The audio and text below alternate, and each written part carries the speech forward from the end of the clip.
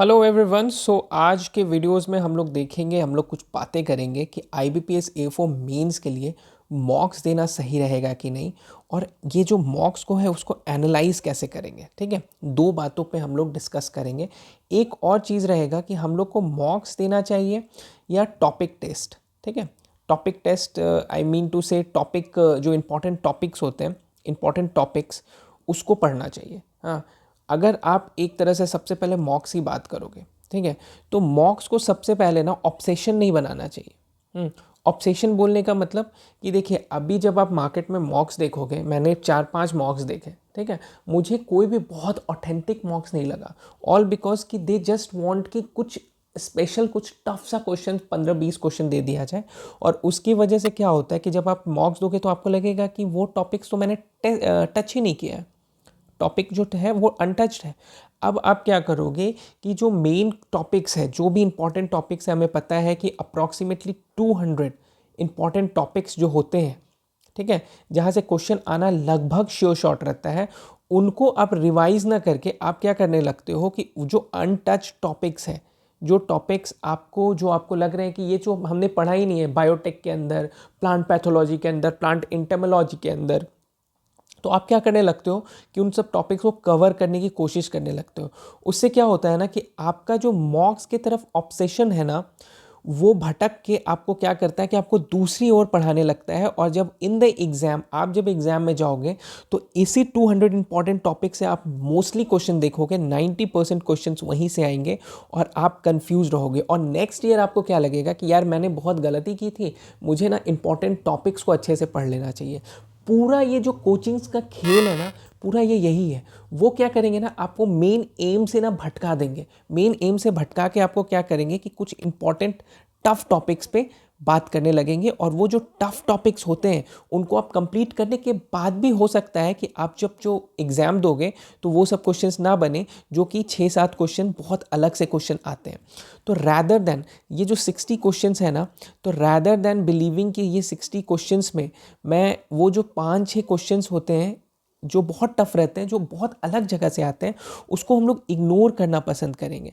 You have to be you have to be in the state of mind कि जहाँ पर आप ignore करना सीखें। ठीक है, कि ये 5-6 क्वेश्चन मेरे लिए है ही नहीं, है ना यार। आपके पास 60 क्वेश्चन है, 60 क्वेश्चन में आपको याद रखो ना कि 52-53 क्वेश्चन है ना आपके पास। बनाओ ना 45 क्वेश्चन, 40 क्वेश्चंस। इसके बाद आपका सिलेक्शन कोई रोक सकता है क्या? कोई नहीं रोक सकता है। ठीक है, तो ऐसे करके सोचो। ठीक है, तो ये जो मॉक्स वाली चीज़ है, इट्स गुड अगर आपके पास मॉक्स है। हाँ, तो अब मॉक्स को लगाओ, पर मॉक्स के जो क्वेश्चंस नहीं बन रहे हैं, ठीक है, जो आपको लगता है वो इंपॉर्टेंट नहीं है, उसको ऑब्सेशन मत बनाओ। ठीक है, मॉक्स इज मीन फॉर रिविजन। ठीक है, मॉक्स किस लिए?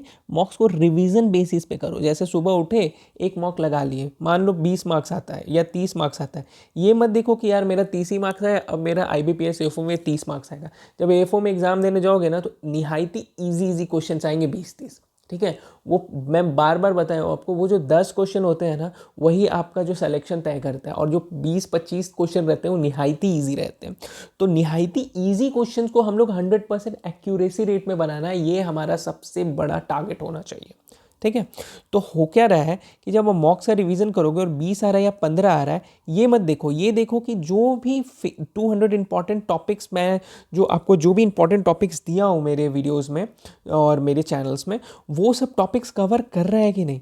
ठीक है, अगर वो सब टॉपिक्स कवर कर रहा है और उसमें आप रिवीजन, उसमें आप कुछ गलत कर रहे हो, तो उसको रेक्टिफाई करो। ठीक है, उसमें गलती कुछ हो रही है, जैसे आपको सीड्स के कलर में डिफरेंसेस में दिक्कत हो रहा है, तो उसको रेक्टिफाई करो। हाँ, राइस के कुछ है, मिल्क के कुछ प्रोडक्ट्स के क्वेश्चन है, तो उसको रेक्टिफाई करो। इसको ये मत करो कि वो जो 10 या 20 क्वेश्चन बहुत टफ डाल दिए हैं, उसके पीछे आप भाग जाओ। होगा क्या ना कि आप पूरे अपने जो प्रोसेस है, पूरे अपने जो पढ़ाई के जो प्रोसेस है, उससे भटक जाओगे और पढ़ाई कुछ और ही करने लगोगे। और जब एग्ज़ाम जाओगे ना, तुम देखना ना, जो भी पहली बार दे रहे हो ना, तुम देखना ना, तुम एग्ज़ाम देने जाओगे ना, तो क्वेश्चंस बहुत इजी आएंगे और 5-10 क्वेश्चन ही रहेंगे जो आपको फंसाएंगे। और जो बहुत ईजी क्वेश्चन रहेंगे ना, मैं आपको बोल रहा हूँ कि 5 क्वेश्चन उसमें भी आपको लगेगा कि ये आंसर होगा कि ये, और उसमें बहुत आंसर्स आप गलत कर दोगे। ठीक है, तो आई मीन टू से मॉक देना इज़ नॉट बैड। हाँ, बट मॉक को एनालाइज करो और मॉक्स के पीछे ऑब्सेशन नहीं रहना चाहिए, ऑब्सेशन नहीं होना चाहिए। मॉक्स को एनालाइज करना हमें सीखना होगा, ठीक है। तो ये मुझे इस वीडियो से कहना था। नेक्स्ट हम लोग बात करेंगे कि टॉपिक टेस्ट करना चाहिए या मॉक करना चाहिए, ठीक है। टॉपिक टेस्ट और वी कैन से उसको बहुत प्रिसाइजली हम लोग बोलेंगे टॉपिक वाइज पढ़ाई करना चाहिए, ठीक है। तो मैं आपको ये बोलूँगा कि टॉपिक वाइज पढ़ाई करना ज़्यादा इजी होता है, ऑल बिकॉज कि आपको पता है कि एक कांस्टेंट नंबर ऑफ टॉपिक्स है, ठीक है। सेरिकल्चर है, हाँ, हॉर्टिकल्चर है, हॉर्टिकल्चर में क्या क्या पढ़ना है, इंपॉर्टेंट मतलब एक एक वे में आप अगर पढ़ोगे ना तो आपको समझ आएगा कि एक सिलेबस जो है ना वो इतना है, हाँ, सिलेबस इतना है। जब आप मॉक में पढ़ोगे ना तो आपको लगेगा यू आर लॉस्ट, आप लॉस्ट जा रहे हो, आपको पता ही नहीं चल रहा है कि सिलेबस कहाँ से कहाँ जा रहा है और आगे हमको क्या से क्या करना है। आपको लगेगा यार इतना ज़्यादा अब मेरे से नहीं होगा, बट ट्रस्ट मी, अगर आप टॉपिक वाइज पढ़ोगे तो आपका कॉन्फिडेंस लेवल जो है बहुत हाई रहेगा।